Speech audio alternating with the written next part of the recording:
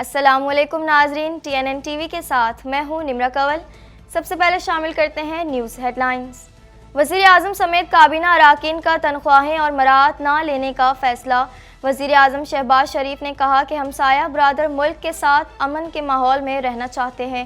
میثاق معیشت کے ساتھ ہمیں یکجہتی کا چارٹر بھی پیش کرنا چاہیے۔ لانگ مارچ توڑ پھوڑ، بانی PTI مزید 2 مقدمات میں بری۔ عمران خان کی الیکشن نتائج کے آڈٹ کے لیے جوڈیشل کمیشن تشکیل دینے کی درخواست میں کہا گیا ہے کہ ملک میں بننے والی وفاقی اور صوبائی حکومتوں کو فوری کام سے روکا جائے۔ پاکستان اور IMF کے درمیان سٹاف لیول معاہدہ طے پا گیا۔ قرض پروگرام کے لیے مذاکرات آئندہ ماہ ہوں گے۔ پاکستان کو معاشی اہداف پر مزید اقدامات کرنے ہوں گے۔ ہرنائی کوئلے کی کان سے 12 کانکنوں کی لاشیں نکال لی گئیں۔ 1000 فٹ کی گہرائی میں پھنسے کانکنوں کو نکالنے کے لیے ریسکیو آپریشن۔ وزیر اعلیٰ بلوچستان سرفراز بگٹی کی واقعے کا نوٹس لیتے ہوئے ریسکیو آپریشن تیز کرنے کی ہدایت۔ گوادر پورٹ اتھارٹی پر BLA کا حملہ ناکام، تمام 8 دہشت گرد ہلاک۔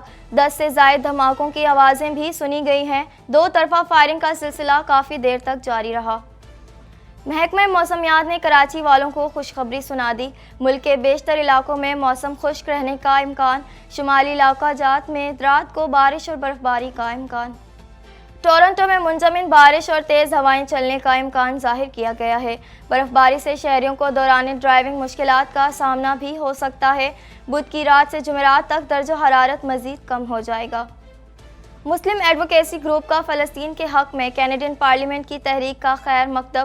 کینیڈین وزیر خارجہ کا کہنا ہے کہ ہم 2 ریاستی حل کے سوال پر مشترکہ بنیاد تلاش کرنے میں کامیاب ہو گئے۔ تحریک کی منظوری پر اتفاق کرنے سے پہلے اہم رعایتیں حاصل کی۔ کینیڈا کی سالانہ افراط زر کی شرح فروری میں 2.8% تک سست ہو گئی۔ لگاتار دوسرے مہینے میں افراط زر توقع سے زیادہ نرم۔ بینک آف کینیڈا جون میں شرح سود میں کمی شروع کرنے کے راستے پر۔ ایلون مسک نے ٹرمپ سے ملاقات پر خاموشی توڑ دی۔ ایلون مسک کا کہنا ہے کہ صدارتی الیکشن میں ڈونلڈ ٹرمپ کی کسی طرح بھی مدد نہیں کر رہا۔ فنڈز کے ذریعے کسی امیدوار کی حمایت نہیں کروں گا۔ غزہ میں اسرائیلی بربریت کا سلسلہ انتہا کو پہنچ گیا۔ اسرائیل کی غزہ میں امداد تقسیم کرنے والی ٹیم پر بمباری، 23 فلسطینی شہید۔ امریکی وزیر خارجہ کا کہنا ہے کہ غزہ کی آبادی اب 100% شدید خوراک کے عدم تحفظ کا شکار ہے۔ ہیڈ لائنز آپ نے جانی اور اب خبریں تفصیل کے ساتھ۔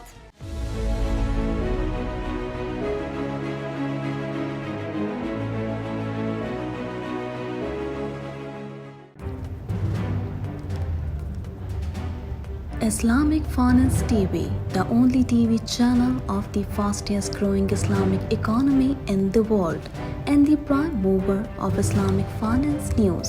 Follow us on our social media handles and watch our reports and educational program at www.islamicfinancetv.com.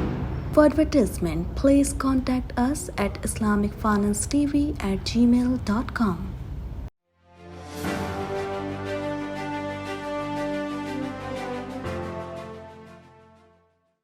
وزیر اعظم محمد شہباز شریف سمیت کابینہ اراکین نے رضاکارانہ طور پر تنخواہیں اور مراعات نہ لینے کا فیصلہ کیا ہے۔ مزید تفصیلات اس رپورٹ میں۔ وزیر اعظم محمد شہباز شریف سمیت کابینہ اراکین نے رضاکارانہ طور پر تنخواہیں اور مراعات نہ لینے کا فیصلہ کیا ہے۔ وزیر اعظم شہباز شریف کی زیر صدارت کابینہ اجلاس ہوا، جس میں 4 نکاتی ایجنڈے پر غور کیا گیا۔ کابینہ اراکین نے تنخواہیں اور مراعات نہ لینے کا فیصلہ حکومتی سطح پر کفایت شعاری کی ترویج کے تناظر میں لیا۔ اجلاس سے خطاب کرتے ہوئے وزیر اعظم شہباز شریف نے کہا کہ امید کرتا ہوں کہ کابینہ عوام کے اعتماد پر پورا اترے گی۔ سرحد پار سے دہشت گردی اب برداشت نہیں کر سکتے۔ پاک فوج کے جوانوں کی وطن کے ساتھ والہانہ محبت انمول ہے۔ وزیر اعظم شہباز شریف نے کہا کہ ہمسایہ برادر ملک کے ساتھ امن کے ماحول میں رہنا چاہتے ہیں۔ برادر ہمسایہ ملک کے ساتھ برادرانہ تعلق اور تجارت چاہتے ہیں۔ انہوں نے کہا کہ میثاق معیشت کے ساتھ ہمیں یکجہتی کا چارٹر بھی پیش کرنا چاہیے۔ یکجہتی اور معاشی ترقی دونوں لازم و ملزوم ہیں۔ ہمیں IMF کے نئے پروگرام کی ضرورت ہے۔ وزیر اعظم شہباز شریف نے کہا کہ ماحول سازگار بنائیں، چاہے وہ سیاسی ہو یا معاشی۔ پاکستان میں یکجہتی پیدا کریں۔ حکومت پاکستان کے اخراجات کم کرنے سے متعلق کمیٹی بنائیں گے۔ اس موقع پر وفاقی وزیر خزانہ محمد اورنگزیب نے کابینہ کو IMF کے ساتھ اسٹاف لیول ایگریمنٹ پر تفصیلی بریفنگ دی، جس میں بتایا گیا کہ IMF کے ساتھ معاہدے سے ملکی معیشت میں بہتری آئے گی اور سرمایہ کاروں کے اعتماد میں مزید اضافہ متوقع ہے۔ کابینہ نے Pakistan international air lines holding company تشکیل کرنے کی منظوری دے دی، جو کہ PIA کی نجکاری کی طرف ایک اہم پیش رفت ہے۔ وفاقی کابینہ نے میر علی دہشت گرد حملے کے شہداء کو خراج عقیدت اور ان کے لیے فاتحہ خوانی کی۔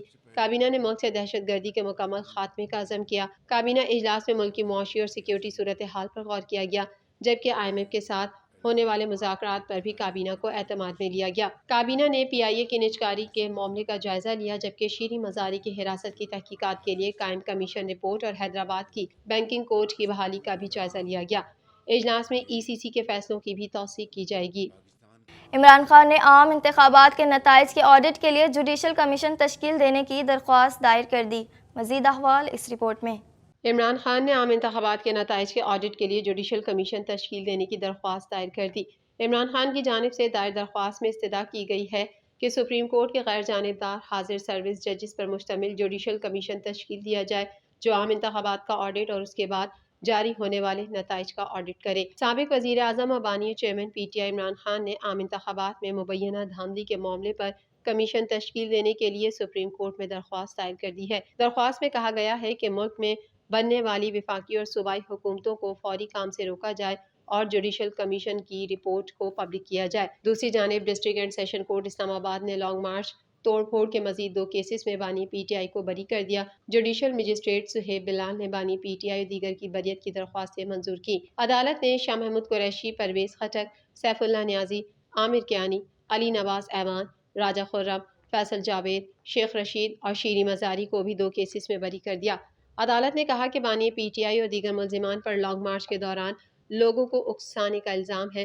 اگر پبلک کو بانی PTI اور دیگر نے اکسایا تو پروسیکیوشن کو بادی نظر میں ثابت بھی کرنا ہوگا۔ عدالت نے کہا ہے کہ پروسیکیوشن کی جانب سے جمع کروایا گیا ریکارڈ بانی PTI اور دیگر ملزمان پر جرم ثابت کرنے کے لیے مضبوط نہیں۔ بانی PTI اور دیگر ملزمان کو تھانہ بارہ کہو میں درج 2 مقدمات میں بری کیا جاتا ہے۔ جوڈیشل مجسٹریٹ سہیب بلال نے کہا کہ بانی PTI اور دیگر کے خلاف کوئی ثبوت عدالت میں جمع نہیں کروائے گئے، ان کے خلاف کیس چلانے کے لیے ریکارڈ ناکافی ہے۔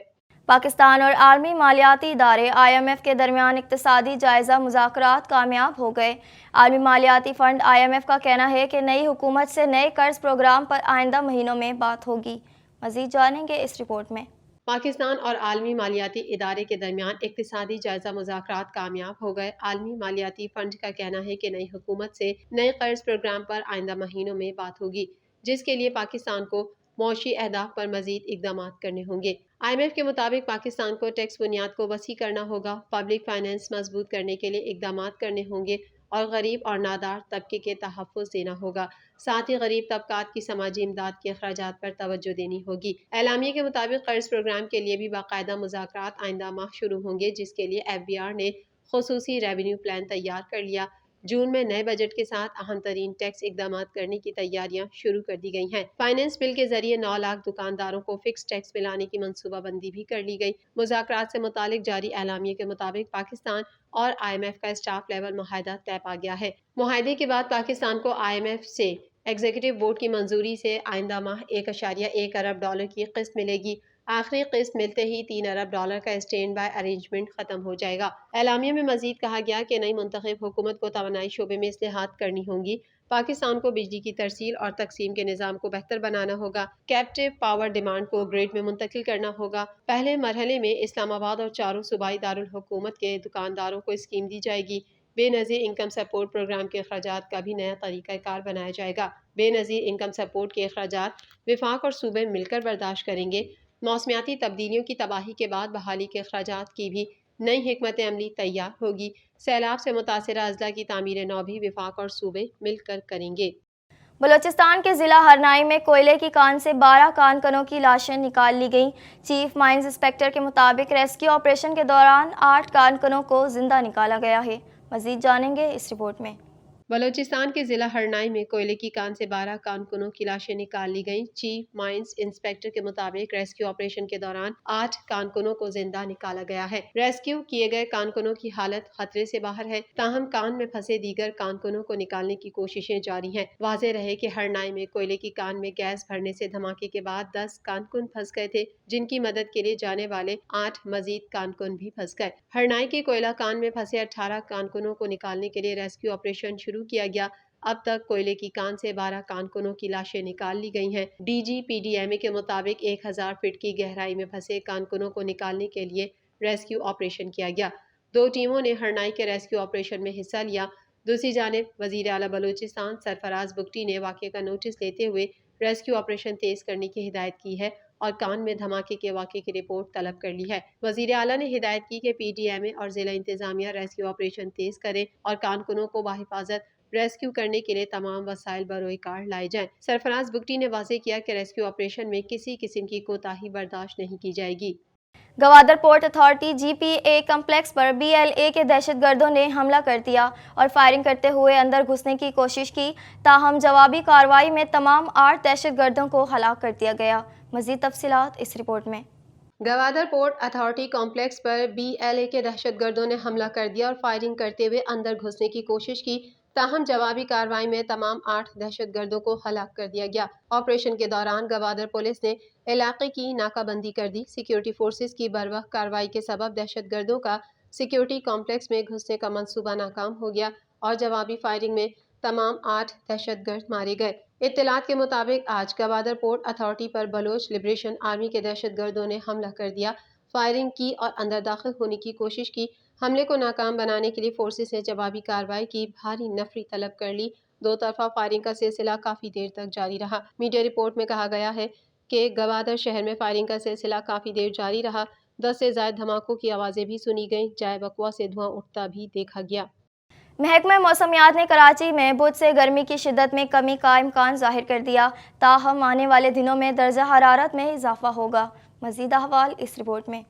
محکمہ موسمیات نے کراچی میں بدھ سے گرمی کی شدت میں کمی کا امکان ظاہر کر دیا، تاہم آنے والے دنوں میں درجہ حرارت میں اضافہ ہوگا، جبکہ ملک کے بیشتر علاقوں میں موسم خشک رہے گا، جبکہ شمالی علاقہ جات میں رات کو بارش اور برف باری کا امکان ہے۔ تفصیلات کے مطابق ملک میں موسم تبدیل ہو رہا ہے اور دن کے اوقات میں گرمی بڑھتی جا رہی ہے۔ کراچی میں بدھ سے گرمی کی شدت میں کمی کا امکان ہے۔ محکمہ موسمیات کا کہنا ہے کہ ملک کے بیشتر علاقوں میں آج موسم خشک رہے گا، تاہم شام اور رات میں مطلع جزوی ابر آلود رہے گا۔ دوسری جانب محکمہ موسمیات کے مطابق خیبر پختونخوا کے بیشتر اضلاع میں شام کے اوقات میں مطلع ابر آلود رہنے کا امکان ہے۔ رات کے اوقات میں چترال، دیر، سوات اور کوہستان میں بارش اور ہلکی برف باری متوقع ہے۔ پنجاب کے بیشتر اضلاع میں موسم خشک، شام میں مطلع ابر آلود رہنے کا امکان ہے۔ مری اور گلیات میں شام کے اوقات میں مطلع ابر آلود رہے گا۔ گلگت بلتستان اور بالائی خیبر پختونخوا میں چند مقامات پر ہلکی بارش اور پہاڑوں پر ہلکی برف باری ہو سکتی ہے۔ محکمہ موسمیات کے مطابق بلوچستان کے بیشتر اضلاع میں موسم خشک اور مطلع جزوی ابر آلود رہے گا۔ کشمیر اور گلگت بلتستان میں موسم سرد، جبکہ شام میں مطلع ابر آلود رہنے کا امکان ہے۔ گلگت بلتستان میں رات کے اوقات میں تیز ہواؤں کے ساتھ بارش اور ہلکی برف باری متوقع ہے۔ گزشتہ روز چھور مٹھی میں درجہ حرارت 40 ڈگری، حیدرآباد، لسبیلا، شہید بے نظیر آباد، ٹنڈو جام میں 39، میرپور خاص، سکرنڈ، سبی اور ٹھٹہ میں 38 ڈگری سینٹی گریڈ ریکارڈ کیا گیا۔ مزید خبریں بھی بلیٹن کا حصہ ہوں گی، مگر اس بریک کے بعد۔